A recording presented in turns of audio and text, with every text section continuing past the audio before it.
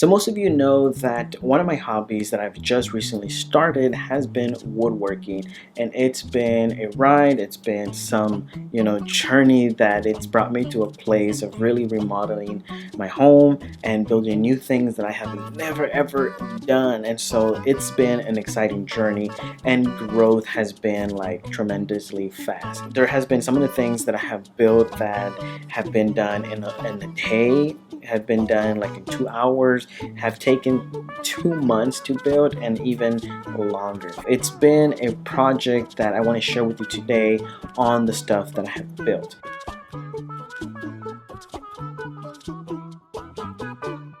One of the things that I have built is this, a bench. A bench has been something that I have made, and it's very interesting with the materials that I made it with. Now, I didn't spend a dime on making this bench. All I spent was literally time looking for ways that I could make something with the wood that I had. This wood came with the fence that I made. What I did, I looked up what ways I could make a bench, and I came up with this style, which is very, very unique, and I was really excited with it. I actually did this bench in one day, and it was very, very hard because I was trying to use some of the tricks. For example, pocket holes, had leftover fence screws, which were like deck screws, and so I was trying really hard not to break the wood because it was thin. One of the things that I regret is painting this bench because it would look better with wood, maybe with a nice clear coating it would have been even better, but I decided to paint it, and it was my biggest regret. One of the things that I'm looking now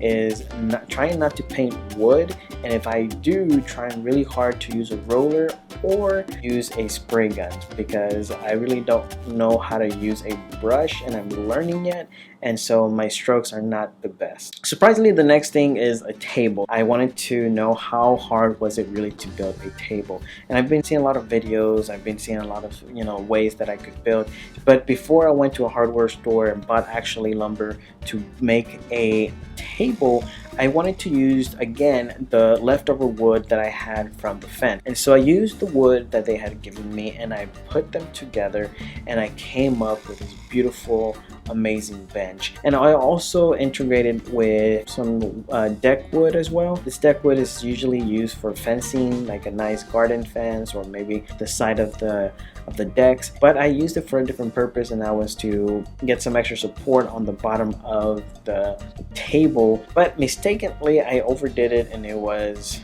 too much. I think there should have been another way. Maybe I could have framed the table to give it that extra feel on the sides, but I didn't, so it gave it that ugly look. And so I was still satisfied with it because it was my first table that I had ever made. Next was a stool. This stool was used for multiple purposes, and when I first wanted to make a stool was because I was trying to make a prototype, because we are going to build a island for the kitchen, and I wanted to see if I could get some sort of way, get a nice comfortable stool and make it. And so I looked online, and I saw the simplest way to make it from this guy from HTGB.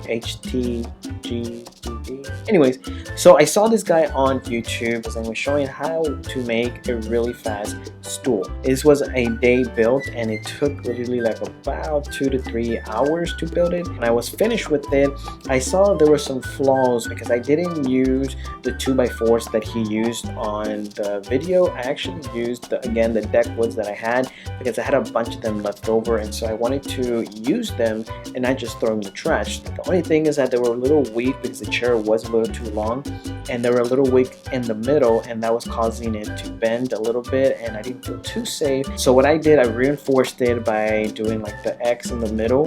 It felt good, but my legs were dangling, and it kind of hurt on my thighs, and so I built some foot resters on it, and it came out great. And it wasn't the best build, but it was an addition to what I had learned how to build, and it worked really great. Now, the second thing that I did with this bench is I was actually using it to hold my camera as a guide, and so I would put my camera on there, and I was able to get like a nice held hand camera movement, and it was great. There are some pros and cons to it, but this is just a way that I found to use it both in practical way and in film, and so it worked great.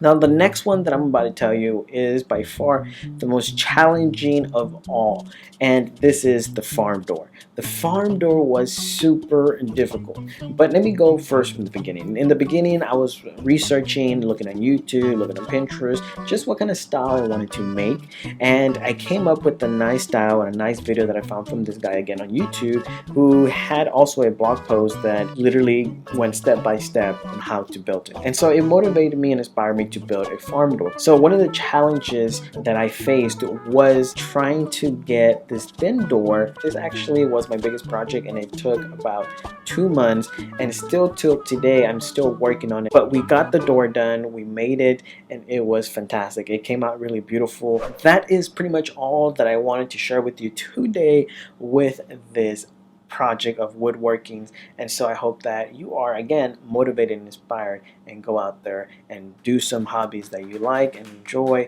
and let it be something that you can do in your life that can either relieve your stress, that can either help you out, and or for your family, make you extra income, whatever it is that you want to do it, but do it to the full and your best ability. And with that, I leave you, and